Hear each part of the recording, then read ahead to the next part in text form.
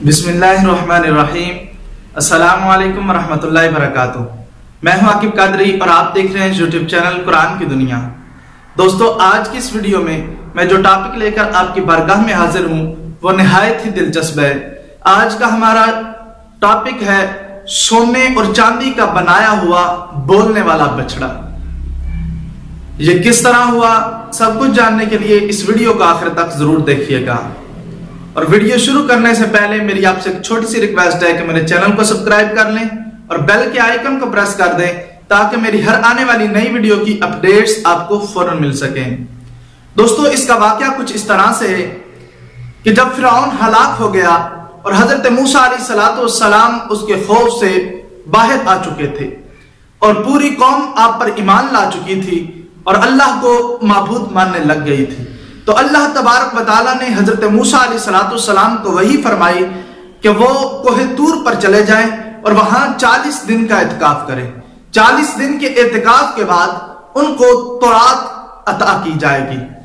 तो हजरत मूसा अलैहिस्सलाम अपनी कौम को अपने भाई हजरत हारून अलैहिस्सलाम के हवाले करके उनके सुपुर्द करके कोहे तूर पर चले जाते हैं। कोहे तूर पर जाकर रब ताला की इबादत शुरू कर देते हैं। दिन को रोजा रखते हैं, रात को रब ताला की इबादत करते हैं। 40 दिन के बाद आपको तौरात अता कर दी जाती है। इधर क्या होता है, पीछे एक इस कौम में फितनागर एक शख्स था जो हरामी था, जिसका नाम था सामरी। दरअसल ये हरामी शख्स था। इसकी मां ने जब इसको जना था तो कौम के डर से एक गार में छोड़ दिया था और उस गार में हजरत जिब्रील अलैहिस्सलाम ने अपनी उंगली से इसको दूध पिला पिलाकर इसको पाला।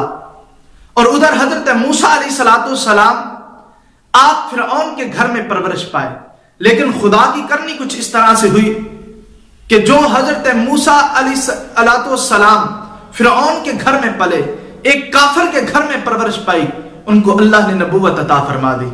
और उधर जिसको हजरत जिब्रील ने पाला, अपनी उंगली से दूध पिलाया, उसका नाम भी मूसा था, लेकिन अल्लाह तबारक व तआला ने उसको गुमराह कर दिया। वो काफिर हो गया और लोगों को भी गुमराह करने लगा। उसने लोगों से सोने और चांदी को इकट्ठा किया। हजरत जिब्रील को तो वो जानता था क्योंकि उन्होंने ही तो उसको पाला था। अब उसने सोने चांदी को इकट्ठा कर लिया, उसको पिघलाकर एक बछड़ा बनाया, एक गाय का बच्चा बनाया। और फिर हजरत जिब्रील अलैहिस्सलाम के घोड़े के सुमों के साथ जो मट्टी लगी थी, वो मट्टी तो उसके पास महफूज थी। उसने उस मट्टी को उठाया और उस बछड़े के मुंह में रख दिया। तो वो बछड़ा खुदा की करनी कुछ इस तरह से हुई कि वो बोलने लग पड़ा। वो बोलने लग पड़ा तो हजरत मूसा अलैहिस्सलाम वापस आते हैं। उधर पूरी कौम गुमराह हो चुकी है।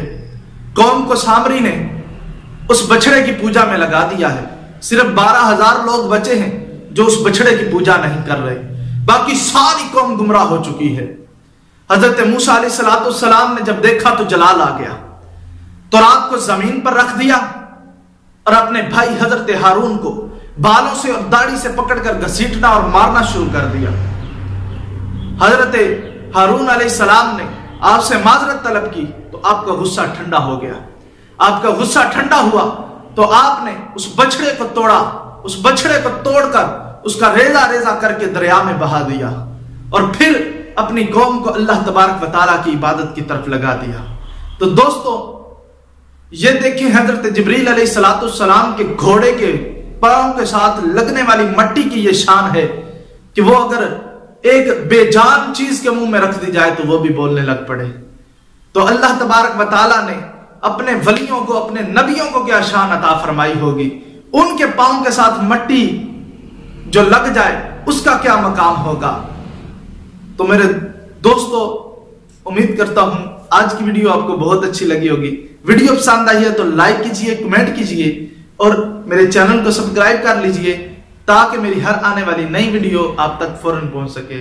वस्सलाम, शुक्रिया, अल्लाह हाफिज़।